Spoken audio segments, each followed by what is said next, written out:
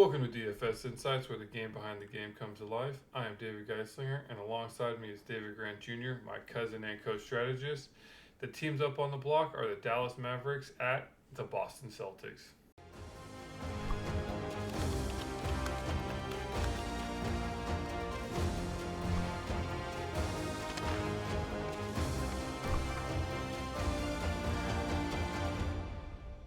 Tonight we're zeroing in on Game 5, where the Dallas Mavericks travel to Boston, where their NBA Finals hopes should come to an end. Dave and I will dive deep into our top 3 players that we like most for this specific game in the series. We're going to break down the strategy behind our picks, and we're going to share the insights that will help put your lineups over the top and into the money. Yeah, so here it is. Game 5. Didn't think it would make it here, but yeah. Before we go ahead and get into what we think and who our key players are, let's go ahead and recap the one-off Game 4 here. So looking back at it, Dallas did end up blowing out Boston 122-84. Top 3 highest fantasy producers for Boston is Tatum, Hauser, and Pritchard. Wow. Top 3 for Dallas is Doncic, Irving, and Lively. So yeah, at least that makes sense. So yeah, they basically won by 38 points. I would say, take this game with a grain of salt. There are, yeah, I don't know if it's going to pan out just like this, but anyways, So looking here at the optimal, Doncic, basically before he went out, still put up enough to get MVP. Irving, Tatum snuck in at the pro, and then you had the 2 players that basically went off during garbage time, which ended up being Hardy, and Hardaway finally scored some points here in the playoffs. So Yeah. he ended up getting in here. So yeah, 2 people split the 100K, so good for them. But very low scoring, 224. That's crazy, and I think the overall total ownership here was like 89%, which yeah. So. Wow. Looking at the ownership here, the average ownerships throughout here, and then the salaries coming in. Keep in mind, Luka is, I think this is the highest I've ever seen, 18K as a player. So I see his MVP numbers probably going up because and his stars and pro and utility numbers all going way down because 18K is insane for one player. That's a third of your salary, almost a third of your salary gone. So yeah, let's get into Game 5 here. What we think. Boston coming in as the favorites, 6.5 point favorites. Over under is 209.5. Those are the Vegas odds here. Boston's offensive rating 106.9, defensive rating 108.5. The pace, they are trending up. They started at, I think, a 93.5 Game 1. So 2 injuries, both Porzingis and Doncic are listed as game time decisions. I don't think Porzingis will play this. He was practicing. However, I mean, he's 7'3" with the foot injury. I don't know how, even if he came back, I don't know what kind of minutes and the competitiveness he would have on a bum foot. Doncic, he's going to play. He has to play. Or else it's just, it's going to be a blowout. So, Yeah. what do you think? Anything else to add here? Game 5 before we start, start our key player breakdown here? I mean, if they're going to bump Doncic up to 18K, he's playing. Yeah. Yeah, that's true. All right, yeah. Before we get in to your first pick here, make sure you hit that like, subscribe, notification bell, drop a comment for the algorithm. It does help us out quite a bit. We've been doing pretty well here on these NBA slates, so hopefully our advice is helping everybody else out. So with that, enough said there. Who do you got? Your first play? Yeah, my first play. Hey, I'm gonna go ahead and go with the team leader, Mr. Jason Tatum at 15.5. Again, I'm taking last game as an aberration. Um, to me, it was a whole mixture of things. It was the perfect storm. Uh, Dallas wanted to show that they had heart, that they weren't going to get swept. Boston was missing the most wide open shots I've ever seen in my entire life.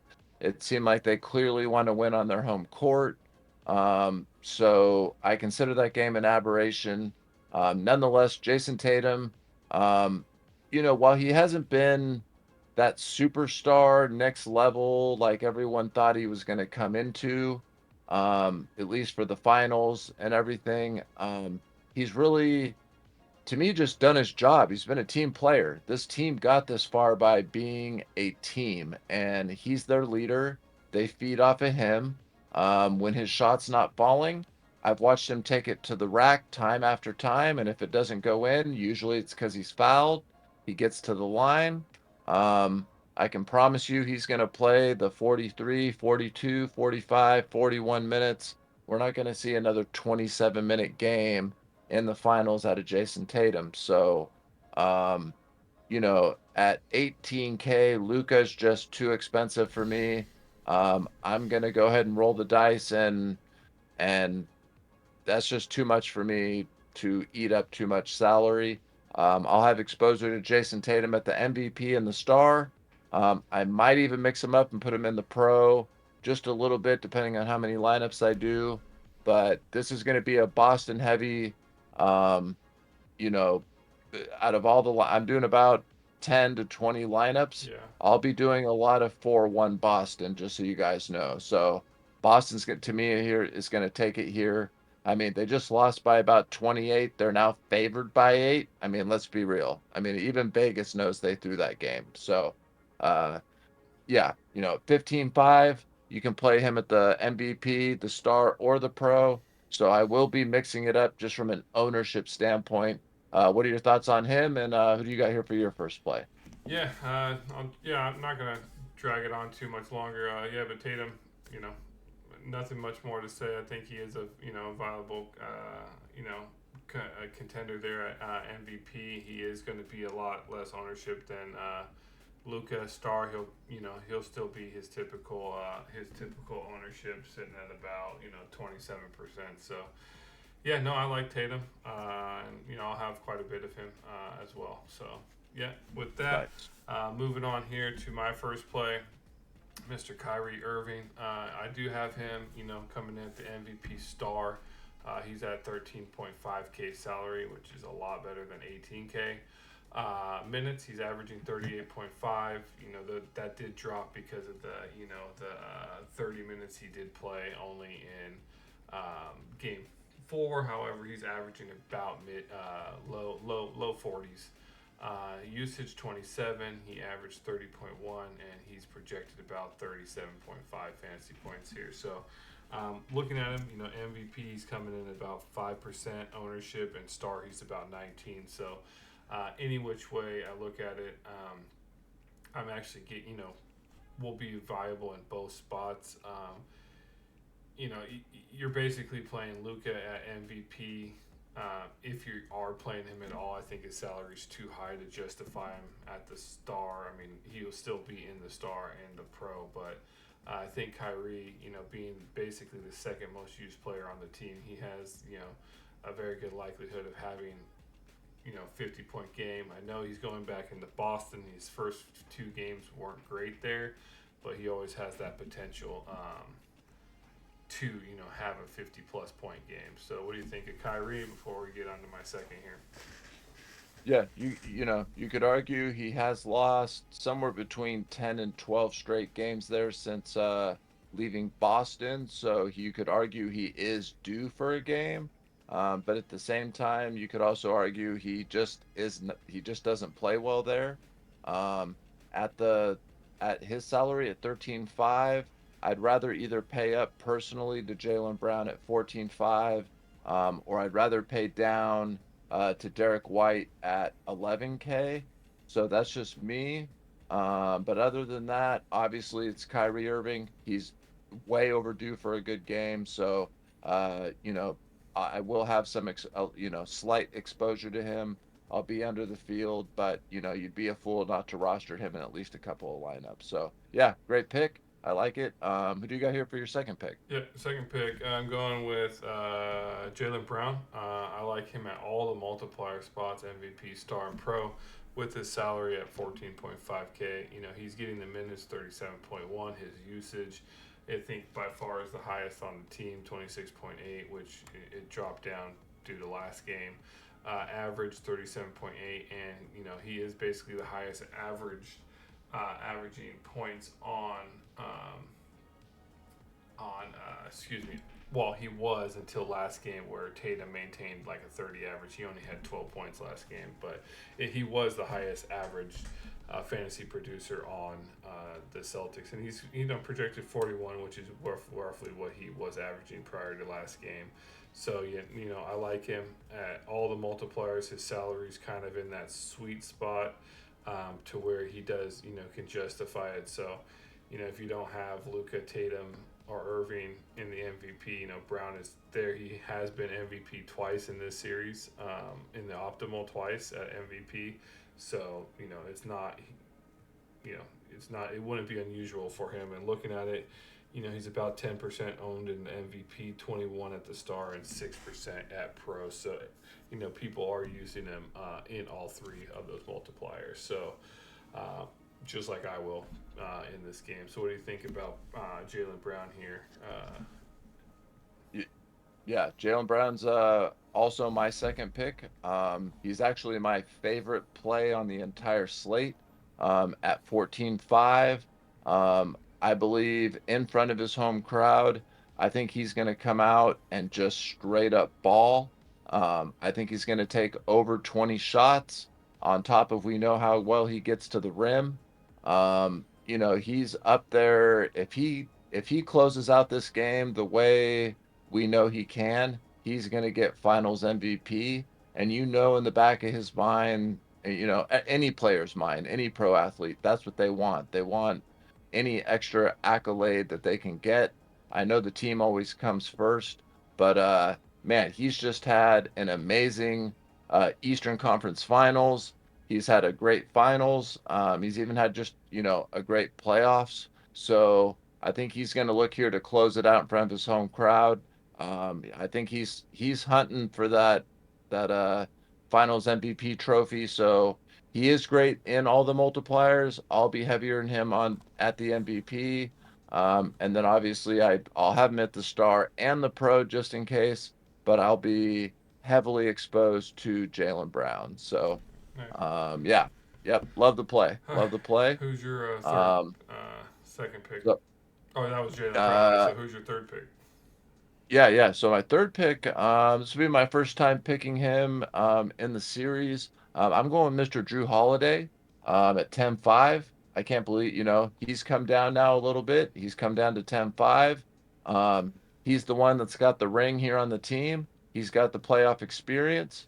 And I just think, after playing 28 minutes and having an extremely poor performance, typically off of a poor performance, he does, uh, you know, really well. Let's just put it that way. As long as those minutes also go up. I mean, I don't see him playing only 28 minutes again. I do see him playing mid 30s to lower 40 minutes. So at 10.5, I can't ignore it. I can't ignore the salary. I'll be playing him at the pro, a little bit at the star. I might even mix it up and put him in the utility just in case one of the Dallas guys steps up, in that price range or something like that. But yeah, I'm going three Boston guys. I really feel like they're going to close it out here, and those are the three guys that are going to make that happen. So at 10, especially at 10.5, I can't ignore the salary at 10.5. So I got Drew Holiday here as my final play. What are your thoughts on that? And who do you got here for your final play? Yeah, no, I'll agree because looking at it, that Okay. is actually my third play. I do like him at Wow. the star and the pro. At the 10.5, so 36.4 minutes, 15.5 usage, averaging 30.2, and he's projected about 33 points. So he is the third highest fantasy producer on Boston. So you got Tatum now is number one, then Brown right behind, then Drew Holiday, and then Derek White.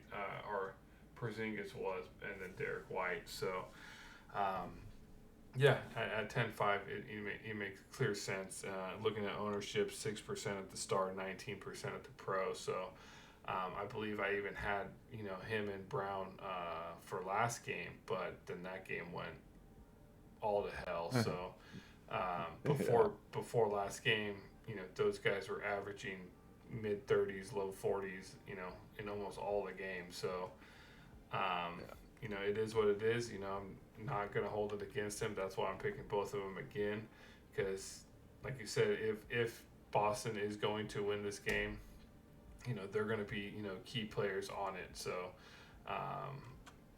yeah, I don't really have too much else to say about that. Besides, those are, unfortunately, we only gave, I think, 4 this time. Yeah, four players. But, looking like, we both chose Brown and Holiday. So, we don't speak about these guys beforehand. So yeah, we just came to the conclusion that I think those two might have, one of the games to seal up this series. So with that, which is the first.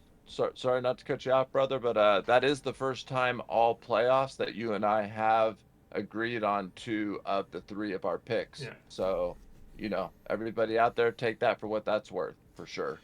Yeah. So with that, make sure, we just gave up, quite a bit of information there. So, please, if, you like it or dislike it, whatever, hit that like, subscribe, notification bell. If in the comments, you disagree or you agree, let us know down there. We like to get some engagement here on the channel, because, we even have information on other players. If, we didn't pick the person that you think is going to be that breakout player, we'd be more than happy to provide some information or point of view on any other player that you have, you might have. So with that, again, good luck here. Game 5, probably be the last time NBA, and with NBA season wrapping up here, we are covering UFC fights, basically every fight here, every weekend.